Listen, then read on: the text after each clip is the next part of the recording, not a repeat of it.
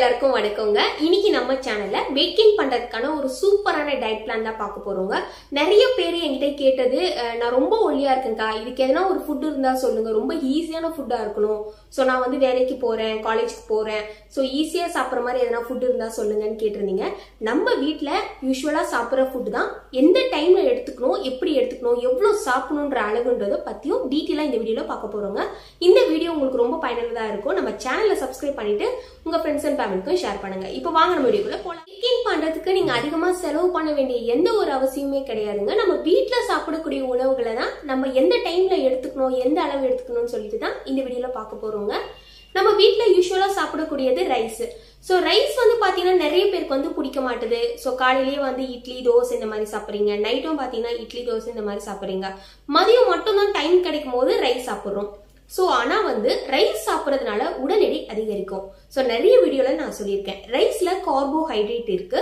So நிறைய பேருக்கு வந்து ரைஸ் சாப்பிட்டா மந்தமா இருக்க மாதிரி இருக்கு அப்படின்னு நினைக்கிறீங்க. நீங்க ரைஸ் சாப்பிட்டு ஒர்க் அவுட் பண்ணுங்க, இல்ல வீட்லயே வந்து எக்ஸசைஸ் பண்ணுங்க. சோ இதெல்லாம் பண்ணீங்கன்னா உங்களுக்கு வந்து அது எளிதில வந்து ஜீரணம் ஆயிடும். ரைஸ் சாப்பிடறதுல எந்த ஒரு கஷ்டமும் கிடையாதுங்க. நீங்க ரைஸ் சாப்பிட்டுட்டு ஒர்க் அவுட் பண்ணுங்க, இல்லைன்னா வீட்லயே வந்து நார்மலா எக்ஸசைஸ் பண்ணுங்க. எக்ஸசைஸ் கூட பண்ண வேணாம், நீங்க மாடிப்படி ஏறி இறங்கினாலே போதும், சீக்கிரமா ஜீரணம் ஆயிடும். நிறைய ஹவுஸ் ஒய்ஃப் எல்லாம் பாத்தீங்கன்னா வீட்டு வேலை செஞ்சாலே பாதி வேலை முடிஞ்சிடும். சோ அவங்களுக்கு வந்து சீக்கிரமாவே ஜீரணம் ஆயிடும். ஒரு நாளைக்கு 2 வேளையாவது ரைஸ் சாப்பிடுங்க. தொடர்ந்து நீங்க 3 வேளை கூட சாப்பிடலாம், தப்பே கிடையாது.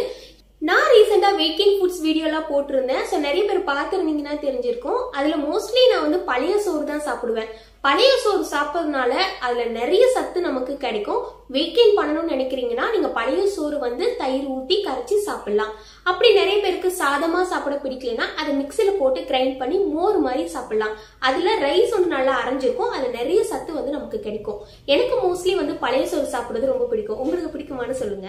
இட்லி தோசை இதெல்லாம் சாப்பிட்டு அழுத்து போனவங்களா இருந்தீங்கன்னா கண்டிப்பா பழைய சோறு ஒரு வாட்டி ட்ரை பண்ணி பாருங்க எப்படி இருக்குன்னு. நிறைய பேருக்கு நைட்டு ஊற வச்ச சாதம் காலையில எழுந்து பார்க்கும்போது ஒரு மாதிரி தண்ணி விட்ட மாதிரி ஆயிடும். சோ அப்படி இருந்தா அந்த மாதிரி நீங்க எடுத்துக்காதீங்க. காலையில சூடா வடிப்பாங்க இல்லையா, அந்த சாதத்துல கொஞ்சம் வந்து அந்த வடிச்ச தண்ணி கொஞ்சம் ஊத்திக்கோங்க.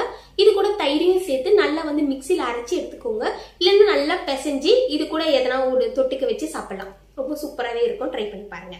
ஒரு நாளைக்கு பாத்தீங்கன்னா 2 ல இருந்து 3 முட்டை எடுத்துக்கோங்க. முட்டையில அதிகமான புரோட்டீன்ஸ் இருக்கு. முட்டையை வந்து பாத்தீங்கன்னா ஆம்லேட்டோ இல்ல ஆப்பாயிலோ போட்டு சாப்பிடாதீங்க. முட்டையை நல்லா பாயில் பண்ணி 2 ல இருந்து 3 முட்டை சாப்பிடுங்க ஒரு நாளைக்கு. சோ இதுவே போதும். சோ அப்புறம் பாத்தீங்கன்னா முக்கியமா எடுத்துக்க வேண்டிய, நிறைய பேருக்கு சோயா சாப்பிட பிடிக்குமான்னு தெரியல, சோயா சங்க்ஸ். அதை வந்து பாத்தீங்கன்னா ஒரு தொக்கு மாதிரி செஞ்சு சாப்பிடலாம். அப்படி இல்லைன்னா வறுத்துலாம் தருவாங்க. வாரத்துல ஒரு 2-3 வாட்டி கண்டிப்பா சோயா சங்க்ஸ் எல்லாம் எடுத்துக்கோங்க, நல்லா இருக்கும், டேஸ்டாவும் இருக்கும். சோ weight gain பண்ணணும்னு நினைக்கிறீங்களா கண்டிப்பா சோயா சங்க்ஸ் எடுத்துக்கோங்க. ஒரு 100 கிராம் சோயா சங்க்ஸ்ல பாத்தீங்கன்னா உங்களுக்கு 50 கிராம் புரோட்டீன் கிடைக்குது.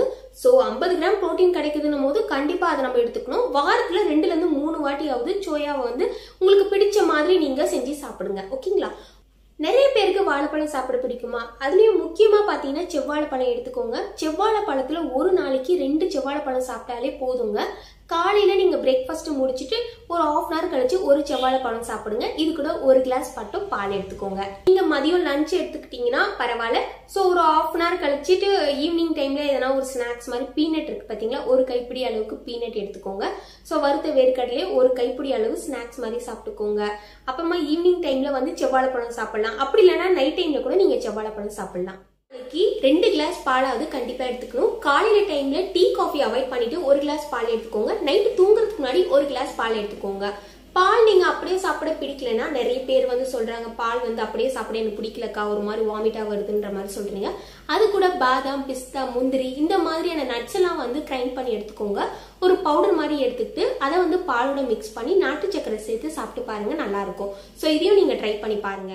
வந்து சாலட் மாதிரி செஞ்சு சாப்பிடலாம். தானியங்களை அதிக அளவு சேர்த்துக்கோங்க. பட்டாணி, மூக்கடலை, அதுலயும் பாத்தீங்கன்னா கருப்பு மூக்கடலை அதிகமான சத்து இருக்கு. அதை நீங்க வாரத்துல 2 முறை 3 முறை எடுத்துக்கலாம். சோ நம்ம சாப்பிட்ற உணவுன்றது எளிதில வந்து ஜீரணம் ஆகுதான்றதை தெரிஞ்சுக்கணும், அது ரொம்ப ரொம்ப முக்கியம். அசைவம் சாப்பிடுறீங்கன்னா கண்டிப்பா மீன், முட்டை, சிக்கன், சோ இதெல்லாம் வந்து நீங்க எடுத்துக்கலாம். சோ இதுல அதிக அளவு பாத்தீங்கன்னா உங்களுக்கு சத்து இருக்கு. சோ அசைவம் சாப்பிட்றவங்க வாரத்துல 2 முறை வந்து நான்வெஜ் எடுத்துக்கோங்க. உணவு நம்ம உடம்புல ஜீரணம் ஆகுதான்றது தெரிஞ்சுக்கிறது ரொம்ப முக்கியங்க. உடற்பயிற்சி செய்யறவங்களுக்கு எளிதில் வந்து ஜீரணம் ஆயிடும். வீட்டுல வந்து இருக்கிறவங்க கண்டிப்பா வந்து மாடிப்படி ஏறி இறங்கினாலே போதும். ஸோ வீட்டு வேலைகளை செஞ்சுட்டு இருந்தாலே சாப்பிட்ட உடனே போய் படுத்துறாதீங்க. ஸோ சாப்பிட்ட உடனே படுத்தா வெயிட் கெயின் ஆகும். ஆனா அந்த வெயிட் வந்து நமக்கு ஆரோக்கியமாவே இருக்காது.